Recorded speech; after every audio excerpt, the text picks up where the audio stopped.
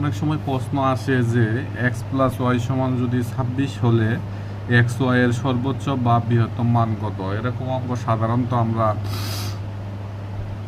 একটু কঠিন বলে থাকি, কিন্তু আসলে বুঝলে কোনো কঠিনই নেই। এই টাইপের অঙ্ক নিয়ম হইলো যে এখানে দেওয়া আছে কি, এখানে দেওয়া আছে হইলো এক্স প্লাস ওয়াই সমান হলো 26।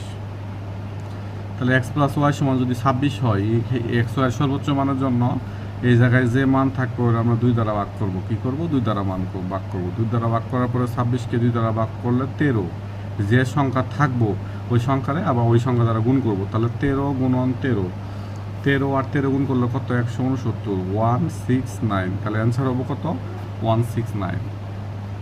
আবার আছে আরেকটা আছে এক্স প্লাস ওয়াই সমান থাকলো 25। কত? 25। তাহলে এই ক্ষেত্রে কী করবো?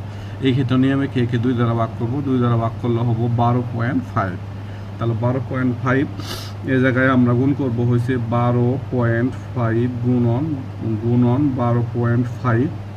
এটা গুণ করে যা হবে অ্যান্সার লিখবো, অথবা যদি অ্যান্সার উত্তর না থাকে সেই ক্ষেত্রে এই পয়েন্টের আগের সংখ্যা নিব। আগের সংখ্যা হলো 12 গুণন পরের সংখ্যা 12-র পরে পয়েন্ট না, পূর্ণ সংখ্যা 13। তাহলে 12 আর 13 গুণ করলে কত হয়? 156। এই টাইপের অঙ্ক সাধারণত পরীক্ষাতে আসে, অনেকবারই আসছে এই পরীক্ষাতে, ওই জন্য আর কি বললাম।